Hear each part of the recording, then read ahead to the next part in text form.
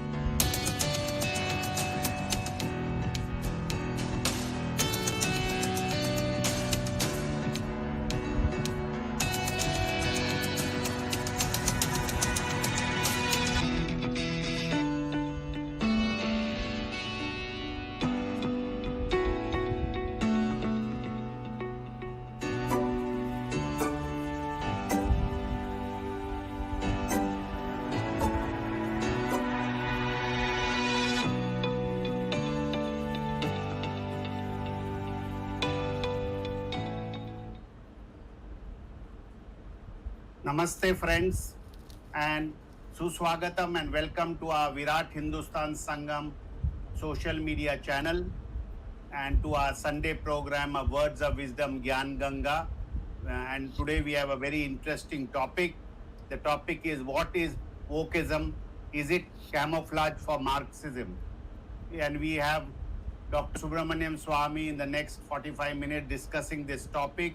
And it's a new word. Many may not know what it means. So, who better than Dr. Swamy to explain this topic? And we have with me my co-host, Professor Arvind Chaturvedi from Delhi, and Ramesh Swamy. And I also have to thank our social media team led by Ashish Shetty, Tejas Navalgul, Ishwar Iyer, Swaminathan, Rakesh Gadgi, Vishal Mehta, and Ajesh Nair for putting this program together week after week. And as you know, today is the 189th episode of Gyan Ganga. And I must thank our viewers, which are spread across the globe in more than 100 countries that watch our program on every Sunday. As you know, we are not only on YouTube or Facebook, we are on Twitter Spaces, we are on podcast and numerous other Instagram and numerous other channels to reach a vast audience which is across the globe. So with these words, it is going to be now Dr. Swamy going to explain to us what is wokeism, and as many people say, it could be perhaps old wine in new bottle. And let's hear from Dr. Swamy and the other panelists. Thank you.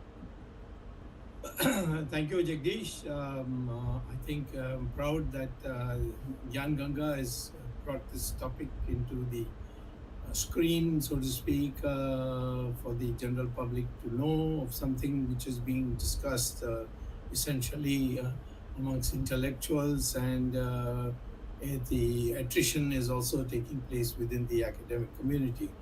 And so it's a major development which we need to understand, particularly because after the collapse of the Soviet Union and then the disappearance of Marxism in almost all of Europe, even in China, they, as far as the economy is concerned, they gave up Marxism and communism, and it's only they have retained the regimentation and lack of freedom of choice in politics for the Chinese people. But by and large, China is bereft of communism in the economic sphere.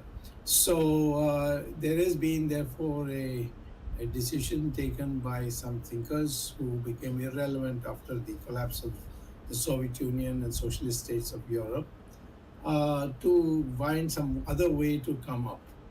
In Africa, almost 50 years ago, this concept of wokeism was being discussed more in terms of a person's ability to be qualified and so on and so forth. But an ugly turn was taken after, I think, perhaps in the last 25, 30 years, when the universities began getting infected from liberals who couldn't anymore talk about Soviet Union and the Chinese economy and so on. So this form began to grow, and for some reason, why we are interested as Indians is, I began to see that that IIT became a matter for real concern, because the people who were coming out of IIT were not pro-left, unlike, say, people coming out of JNU or some Calcutta University or something like that.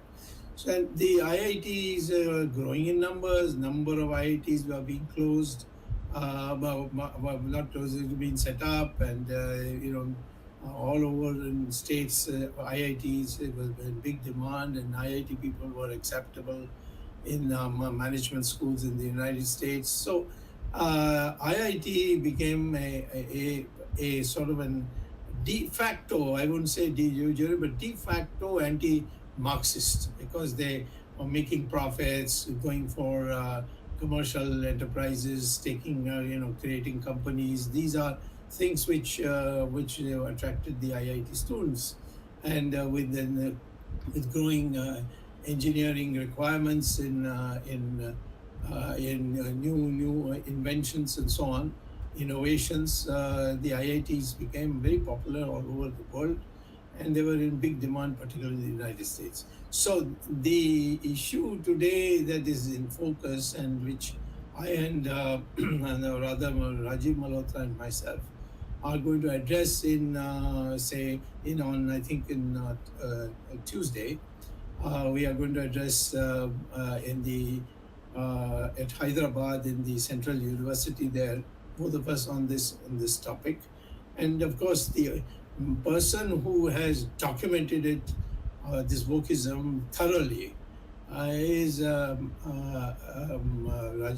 Malhotra, and Rajiv Malhotra is nowadays receiving heckling by professors in wherever he goes to give lectures, which is very unusual because Rajiv Malhotra is a man scholarly. He's got scholarly status and so on, but he's not a university professor or a person who's running a course in the university. So it's surprising that leading professors come to his lecture and then heckle him there. And the reason is that Rajiv Malhotra's research is put across to people in a very simplified way. So I'm trying to do the same thing in a much more simplified way in this thing, and to bring out things. So the first thing that I have to deal with is what is called is the definition of wokeism. And that the term was when individuals became more aware of social injustice. It began, the people were not were being educated, were being told to pursue careers and so on, but at the same time also have a mindset for social justice and so on. Then it was a mild form of what the leftists would consider as one of their planks, but that's how it began, and and then it went on to a higher plane, and it began to be wokeism. Woke actually was an African use of the word of awake, and then it became woke, and then from woke it became wokeism. So the Africans used it because they wanted to wake up their people to their rights and so on and so forth. So they used the word woke. And the second level of definition was the state of being aware, especially of social problems, such as racism and inequality. So originally it was, social concerns, whether you're getting employment, you're not being discriminated against, and so on. But now it became the question of racism, that you are being targeted because you are a different race, not because you come from a foreign country, or you're not well qualified, or you're not up to the what they call the blue level in Boston. So it began to get closer and closer to Marxism, which was the aim of all these unemployed Marxists who thought that this concept is a kind of a sneaky way of returning to basic Nazi concept,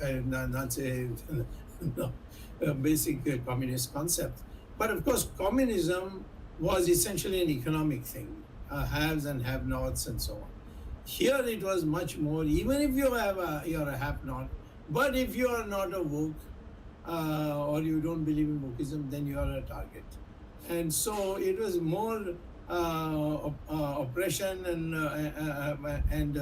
the oppressed, that kind of thing that developed. So it became a much wider concept, and it began gaining strength.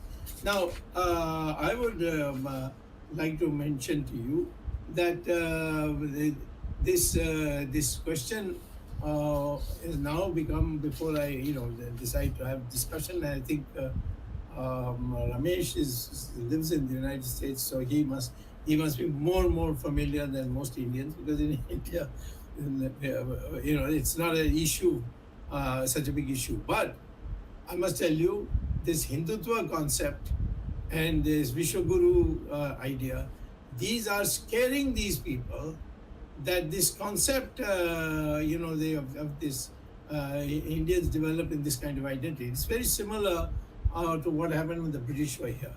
And the British found that after the 1857 rebellion, that the Indians are, as Hindus, they were united, and of course there were Muslims also who joined Rani Jhansi, for example. But the fact is that the Hindus were getting up, and it is that time when Macaulay came in and prescribed how English should be brought in, how Sanskrit should be destroyed, and so on, and create what he said, and which is what the Woks are saying also today. What he said was, I would like an Indian who has English manners, who dresses like Englishman, who eats like Englishman, eats those for his lunch, dinner, breakfast, which the Englishman eats, but is brown in color. And he said Sanskrit is not worth even per se, and it should be burnt. One shelf of British literature is enough for the entire 3,000 years of Sanskrit literature. This is the kind of thing he said in the Parliament of Britain. So Oxford was selected for that. So those who went to Oxford, more than Cambridge, were people who were subjected to, and slowly Oxford, you had Kim Philby and others, these were KGB agents who infiltrated, and whoever went to Oxford came out as a kind of a left-wing type, and Oxford is still suffering from that period. So what Rajiv Malhotra is doing, he's identifying where the targeting is, and he has found what I think is something that he should be congratulated on, how IIT is being debunked in the United States today. So IIT is a target of all the places, Harvard University. Now, of course, there's one thing on which I would perhaps bring to the notice of Rajiv Malhotra. Harvard is actually in two parts. One is the departments which do research. They've got people who couldn't care a damn about the ideology, and they produce research, and that includes the economics department, which has now become extremely mathematical. But the departments such as religion, Department of Religion, and Divinity School, as they call it at Harvard, then about the study of animals, then the history of evolution, all these aspects, and some centers which have been brought in, financed ironically by Indian businessmen, like the Asians, the India Center, which I think 4 or 5 industrialists are financed. And these are what are spreading hate against the new mainstream in India. And we are being targeted. I was targeted myself when I was not targeted by the Department of Economics. In fact, the Department of Economics protested, and they had sent me a letter of they were inviting me every year to come, and I told them I can't come on a annual basis because that would cut me off from my politics, but I'm willing to come for a short period. So they selected the summer school where the other professors would go on vacation, so they needed somebody, people who were earlier teaching at Harvard, to come so that the standard continues. So I was, from 2000 to 2012, I was coming every year to Harvard to teach. Of course, I taught at Harvard the faculty level in the 60s and then in the 80s. But in this, from 2000 on to 2012, I was coming every year to teach in the summer school, where students from all over the world used to come to get a taste of Harvard, plus those Harvard students who wanted to keep their studies going at a faster pace. They also used to come to class. So there, because of course, I was teaching mathematical economics and the economy of China, so there's nothing I could talk about India. But the divinity school, then the India studies group, philosophy department, where people like Amartya Sen were there, they all ganged up and picked up what I was speaking about writing and speaking about in Hindutva in India. Now, there's nothing I said which is wrong. I said India was partitioned for Muslims and Hindus, and those Muslims who want to stay in India, we welcome them. But having welcomed them, it should be understood that we want to create one society. We don't want to create another India-Pakistan society. So that they took umbrage because I said that in order to be truly to integrate, we are the same people as far as DNA is concerned, etc. And therefore, let our people adopt the cultural values of Indians, not religious values, but cultural values. So they picked that from which I published in a newspaper in India. And I was very clear that I would come to Harvard only for 3 months. I used to come every year for 3 months, but they targeted me because they felt that with my Harvard background I would have influence on an area of ideology which is not suitable to the left wing, and that I would nip in bud. And of course, they were right in the sense that the Hindutva thing picked up after I did the Ram Setu matter, protection of the Ram Setu matter, and then I went to liberate temples and got Supreme Court to give an order. So I was, after the Department of Economics wrote me a letter inviting me again to come, they went to a catalog committee, and where nobody goes, no professor goes there, even behind my back, without even asking what did I say, what did I publish, they raised a hue and cry in the catalog committee that won't allow the catalog to pass, which is only to find out whether the printing is good and pictures are good. It's not meant to evaluate anything else. But they cut my course out. And there are all these people who come to India, do Indian studies, and they do go and write all kinds of rubbish abroad, which Rajiv Malhotra has completely documented in his new fat book called Snakes in Ganga, and it's a very huge book. But he has also put out another set of books, The Battle of IIT. This is a book he has put out with Vijaya Vishwanathan, who's been his co-author in the Snakes in Ganga. Then Varna, Jati, Caste, he has brought that. He has published that also. It's a primer for Indian social structures for those who don't know, especially the westernized. And then he has a nice book called The 10 Heads of Ramana, about those 10 people who are pushing the walk line in our society. So let me just conclude and then go to my colleagues, and then we can have a thing. Let me say that the problem is after the collapse of the Soviet Union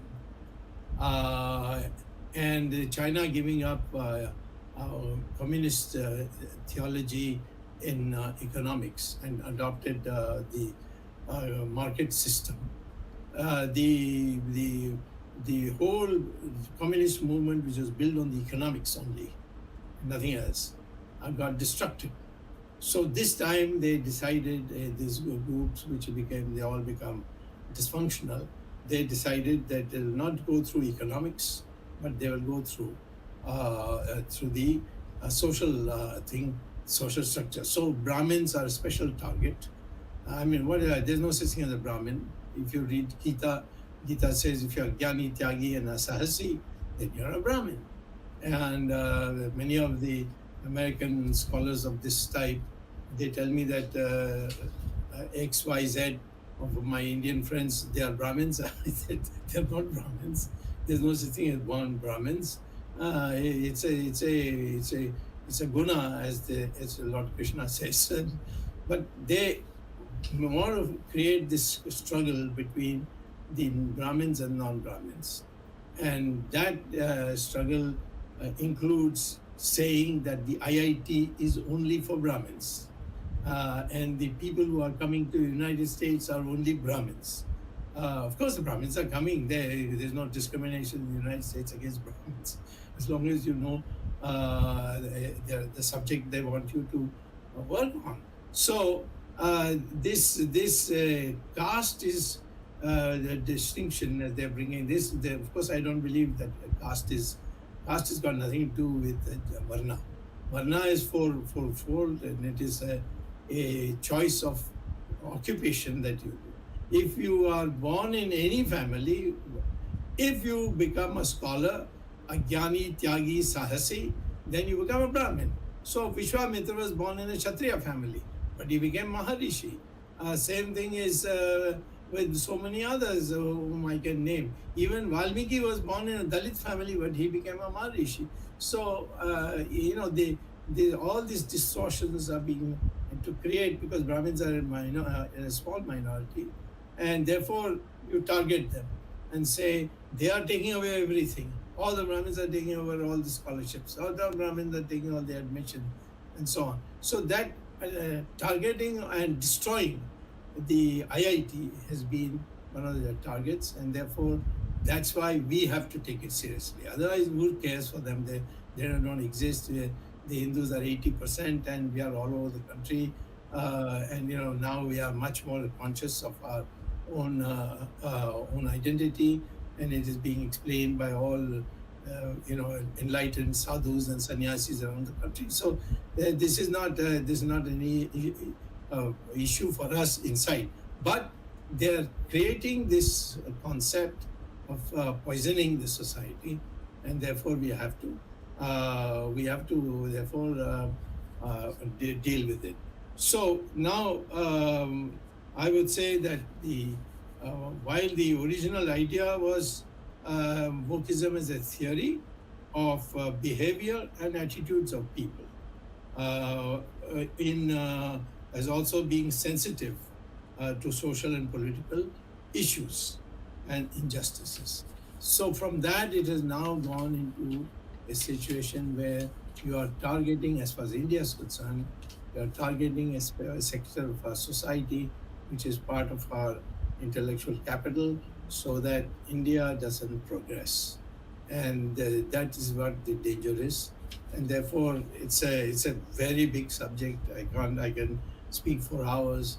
But there was a time when Oxford University, all those people who had to become communists went there, and then KGB agents like Kim Philby and others who used to come and give lectures and convert people and make them into communists. That's how it was being done at that time. And so, because the British felt it's better for an Indian to be a communist than a nationalist. And so they were very hard on nationalists, whether it was Savarkar or anybody else. You see, all nationalists were targeted, especially Hindu nationalists were, Hindu-minded nationalists was targeted. So, but if there were people who were not likely to be coming over to become Christians or something, for them they then began this, training them in English habits and so on, so that they abhor anything Hindu. So that is kind of thing is now come in a different way. That talent is today, they say, is cornered by vested interests, the Brahmins in a small section, and the poor, the Dalits, etc. They are not getting anything at all, which is not true. There are examples of Dr. Ambedkar. I mean, Ambedkar was the one who wrote piloted the Constitution of India. Ambedkar was a scholar. He got a PhD from Columbia University, and his Brahmin teacher actually sent him to Columbia University in 1916, and that person remained steadfast till Jawaharlal Nehru broke his heart, and then he became a Buddhist. And at that time, all the Muslim leaders, Christian leaders, all went to his house to Ambedkar, saying, "Hey, join us. We'll take you up." He said, "No, I belong to this country, and in this country, this is the culture. I can't go outside that." So we have that tradition, but it's not enough for individuals to be strong. We want this to be this conspiracy against Hinduism and India's culture. We have to deal with it directly. I would still like to emphasize Harvard's Department of Economics, each of them is innocent of all this. This comes in with the non-departmental part and those parts which deal with the guesswork analysis. They are the ones who are doing it. So to say blanket Harvard, then it will prejudice many of our people who think this is a fine place where everybody is desiring to go and get educated, and they do get educated. But if just because there is a fringe element at Harvard which is making life miserable for some of us, that doesn't mean that we should denounce it. And I think certainly this is something I've explained to Rajiv Malhotra, but he has a narrative problem. In the narrative, we can't go on making such a cutting it so fine. You have to say it in block terms. So Harvard University is playing the role of Cambridge of Oxford University, and his object is to bring in people of inferior academic value, but bring it into those departments where it doesn't matter, and then they with this label of Harvard University professor, and they try to give this a legitimacy. I think recently there are a few Tamil professors who have come, who are now spewing this kind of hatred, which the DMK does in India. So we have to now start alerting our people. So this is the first time that we are having this expose, and this will continue in different forums so that the whole country becomes conscious of the conspiracy against India in the name of wokeism. Over to you, to Jagdish or to Ramesh. Ramesh, I think, is supposed to come in next. I'm not wrong. Ramesh, Thank your you, Dr. mic Swamy. is... Yeah. Thank you, Dr. Swamy. As you had said, Rajiv Malhotra has done a phenomenal job in exposing this wokeism agenda that is spreading like cancer in the US, Dr. Swamy. So what started earlier, it was a mainstream Marxism based on economics failed. So that permeated into the universities, and it has taken, as we say, a demonic form or a huge form in the universities today, because most of the universities in America are completely left woke. They've gone extreme left. So their logic is very simple. You're either with us or you're not with us. So it is going completely a radicalization of ideas to destroy a local culture. So it has gone to that extent. And now, if you don't, the point, Dr. Swamy, is that if you don't agree with them, they just don't accept you, and either you're a racist, you're discrimination, you're complete, you're against race, gender, whatnot. It's just permeated into a lot. For example, Stanford has 75 different genders that somebody can identify with, and pronouns are 180, 190 pronouns. People can call themselves anything they want. I mean, universities are a place for education. People come there to learn something and just get what you want. You get educated, and you have other things. You can agree to disagree, but there is no room for disagreeing with the leftist agenda today, Dr. Swamy. That's how the colleges in the US have gone. Now they're trying to permeate that into the schools. Even if at a high school level, maybe the kids have something to think about.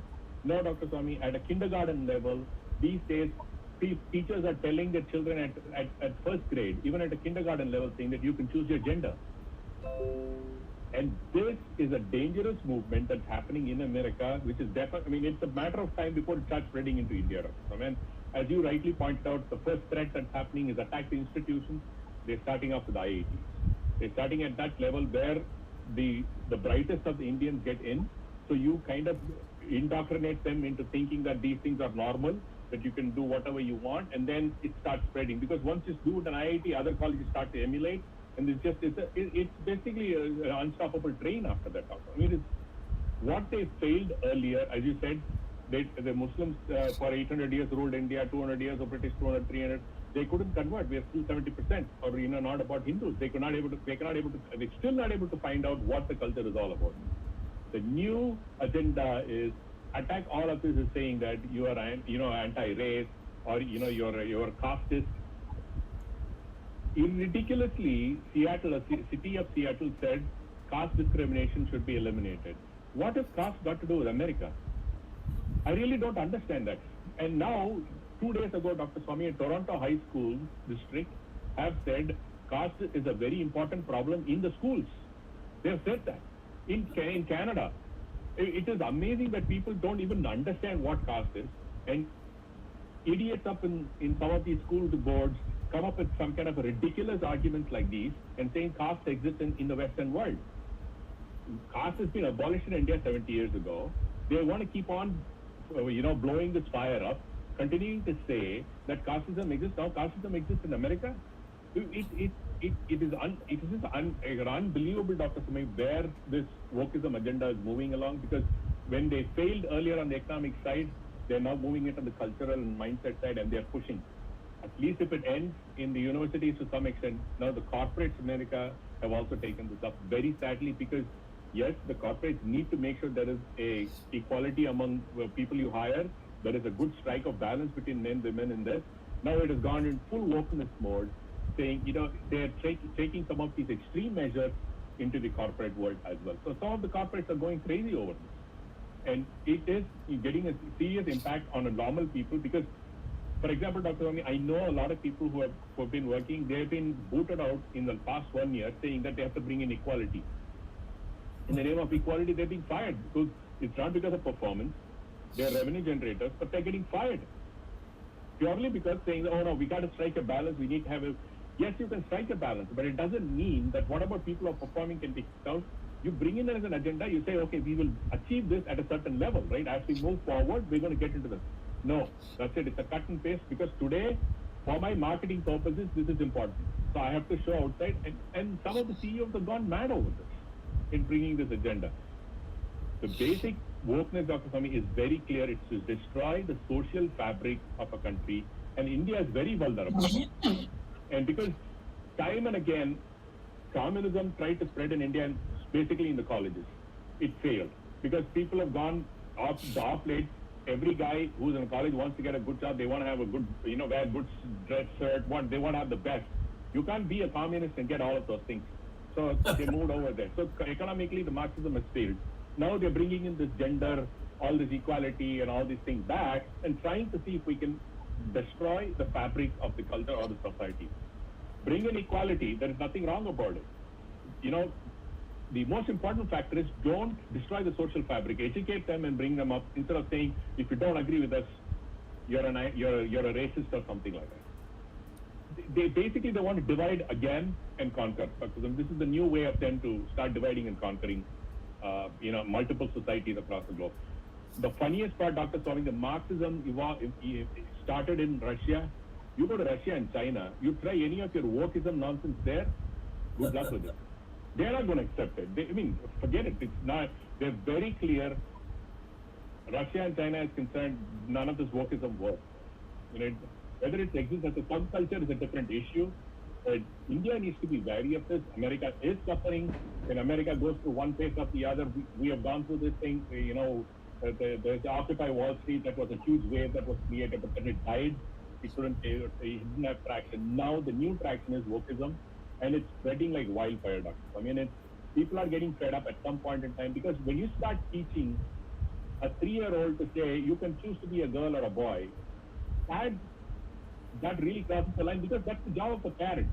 The teachers, instead of teaching them math, science, or whatever thing, educating them in what they're supposed to be educated, instead of them come into the class and talk about gender issues, which is actually a responsibility of the parent to decide what they want to do, that's breaking out the society, Dr. Swamy, and that India needs to be watchful about.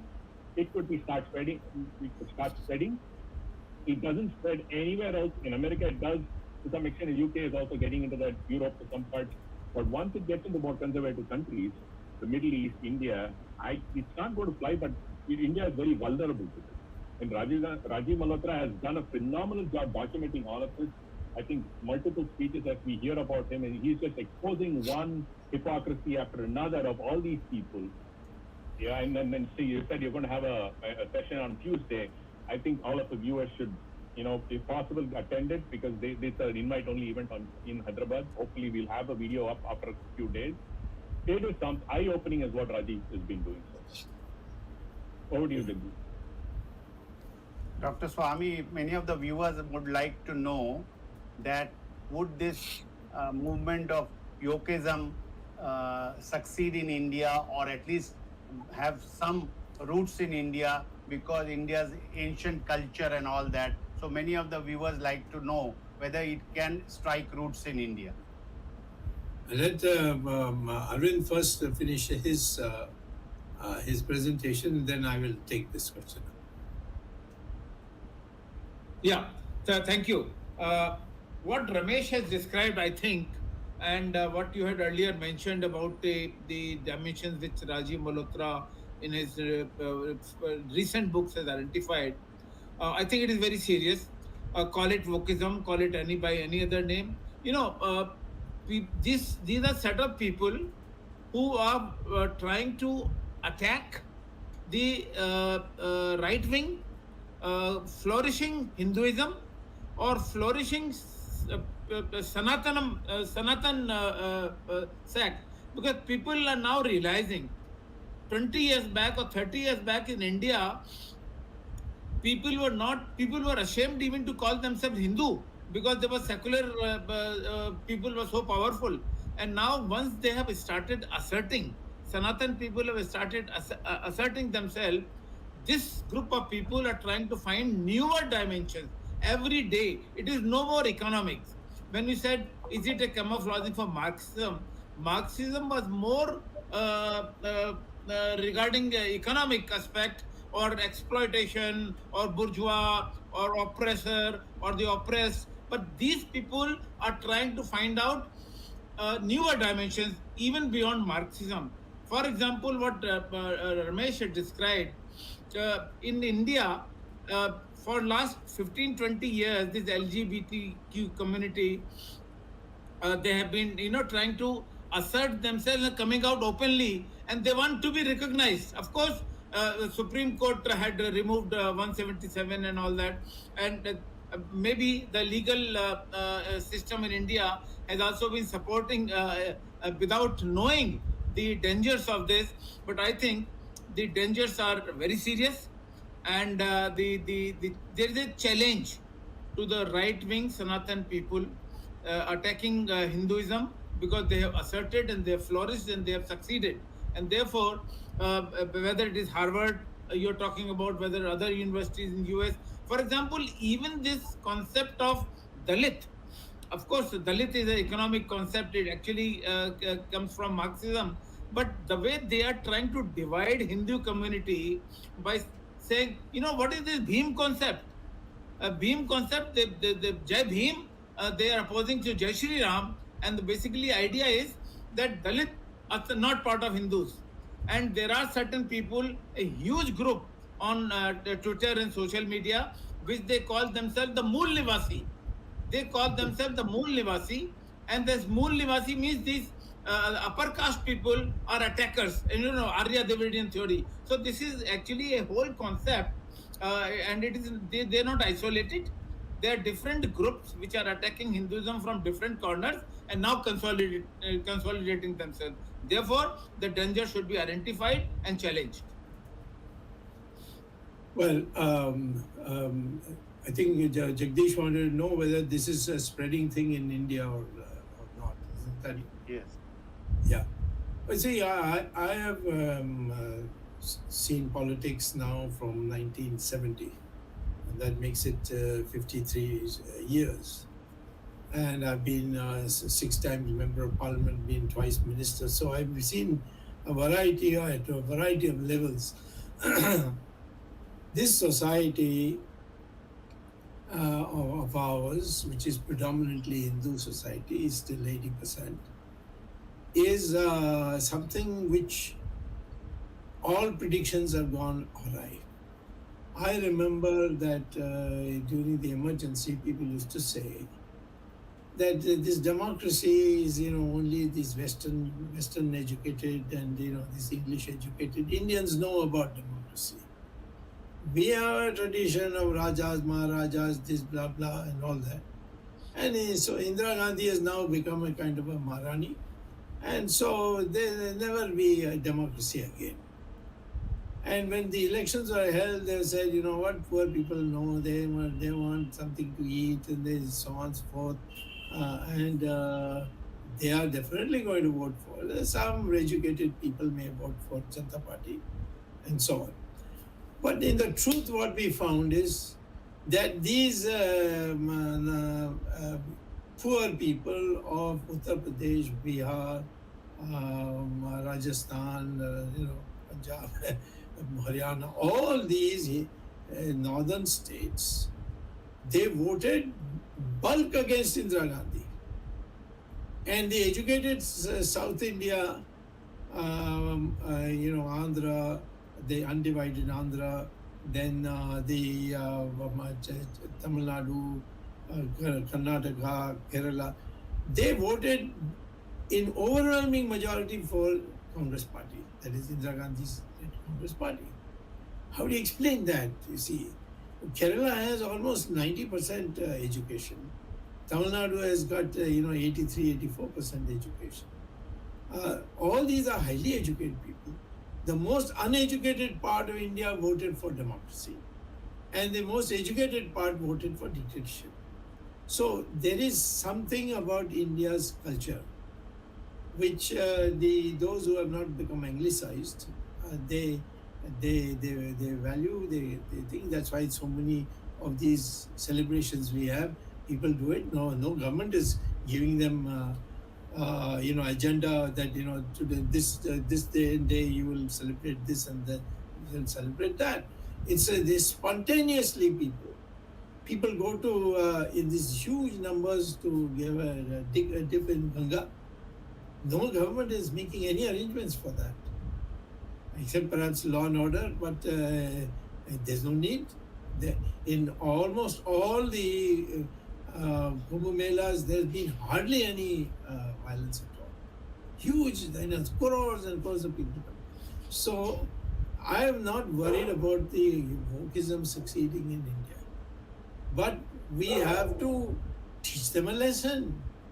You dare to strike tease a lion, well, the lion is going to retaliate. And it can't go on like this, you see. You have no business.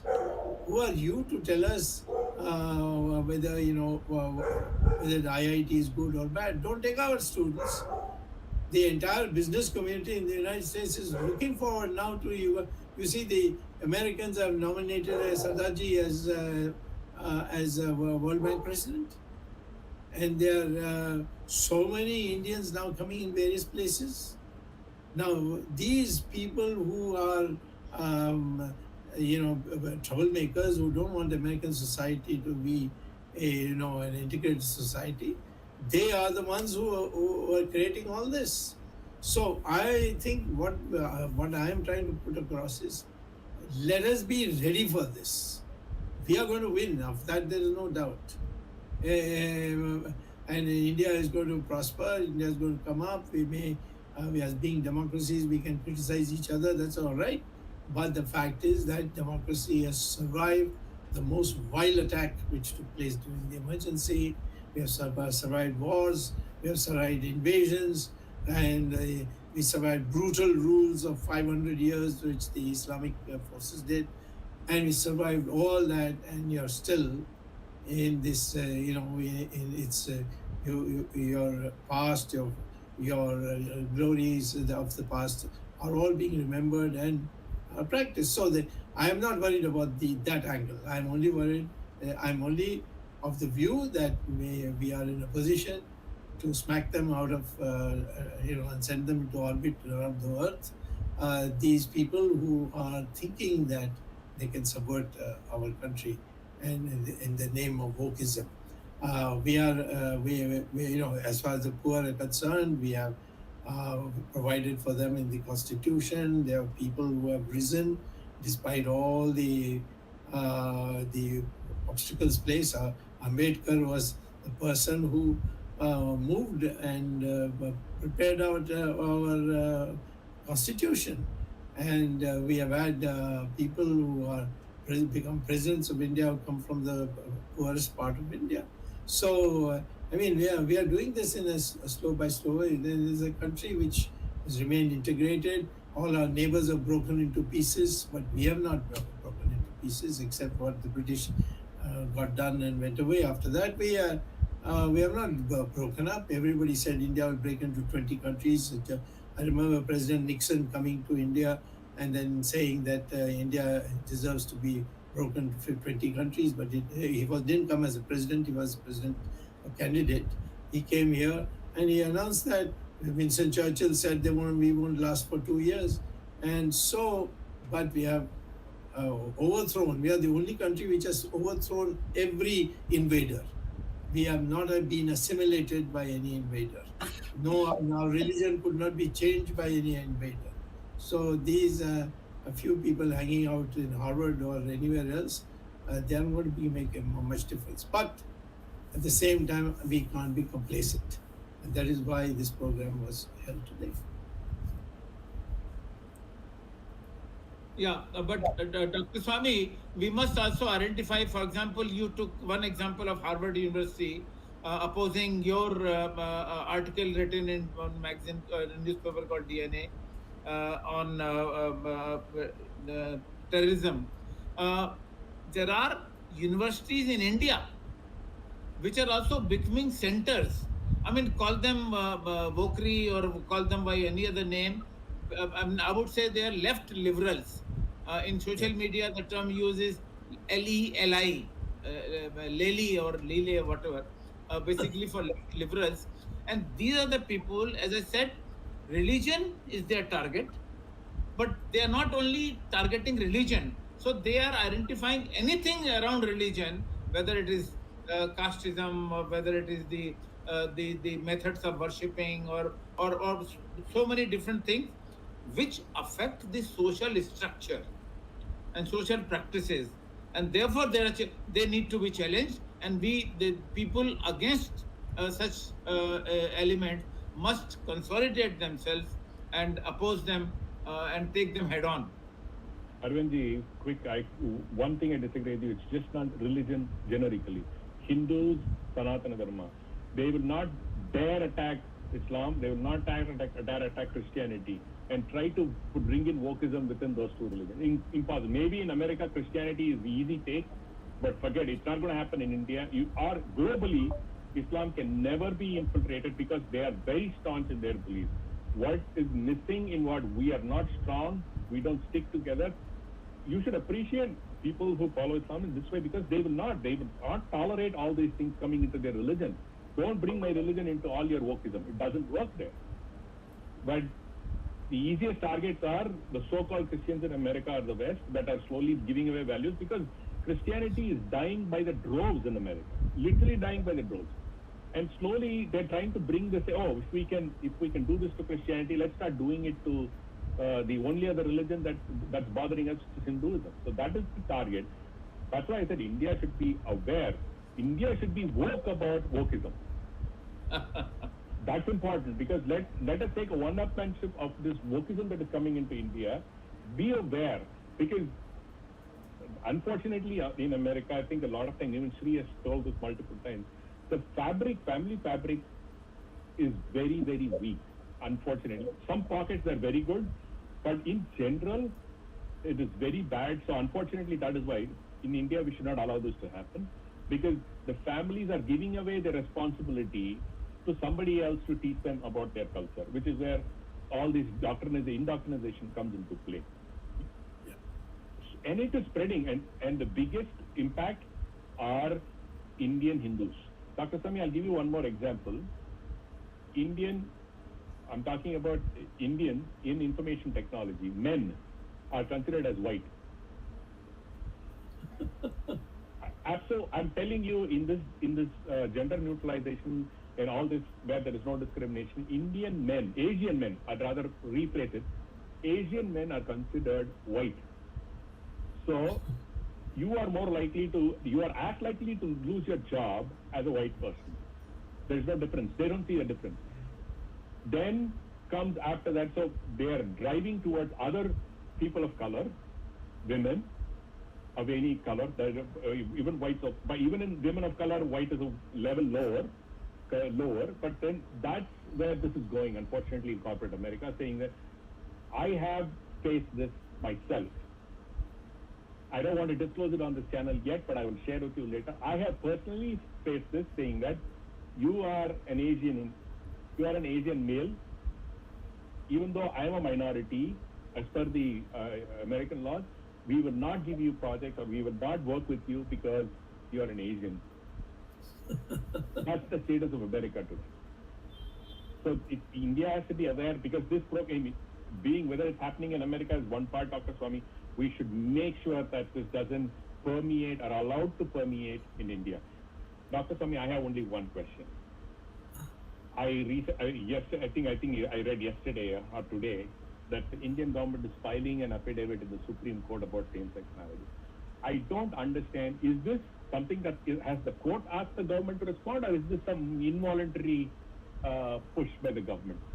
No, it is a court notice, and we have the government has objected to it. Objected.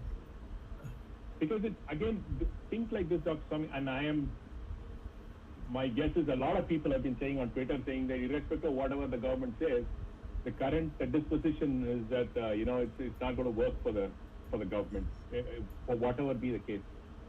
Indian society needs to be aware of where this is going. Please take care of what you do with your own children and your society, and be careful about it, because the so-called caste system or the caste discrimination that all the DMK riffraffs and goons spread has got nothing to do with Brahmanism, or that's what they call it, the Brahminical patriarchy. That's what.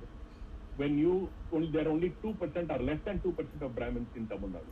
All this is happening between people who are not so-called Brahmins. It is only the people in those castes that are upper and lower. They fight amongst themselves. It's got nothing to do with the Brahmins, but Brahmins being spineless, boneless wonders, cowards to the core, they just stay silent and they accept this on their head in Tamil Nadu. It is a shame. I mean, what else to do? That's what they are, and they're afraid since we are a minority. But on the other hand, I thought, Swamy, if the 98% are afraid that the 2% will take over, I feel the 2% is more powerful. Yes, Jagdish, we have run out of time, I think. Yeah. Arvind? Yeah, okay.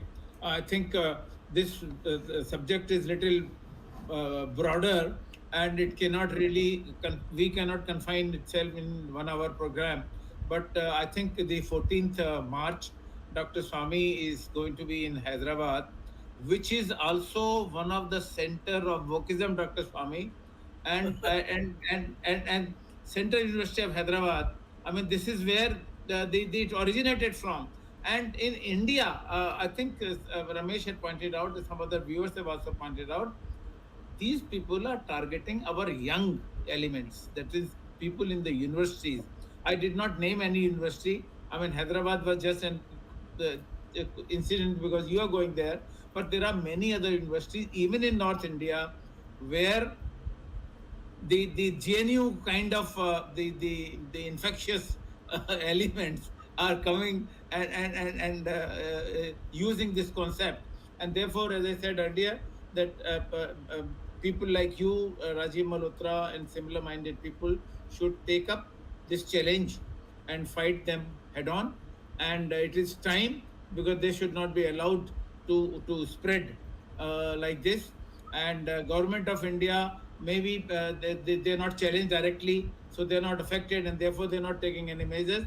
But so, as a society, we have the responsibility on us to take this challenge and take measures to arrest this trend. Thank you very much, Dr. Swamy, for bringing out this issue very timely. And Ramesh had described this with his US experience. And I hope the Indian who are in the US are not so much affected to bring that thing to India. Thank you very much, Jagdish.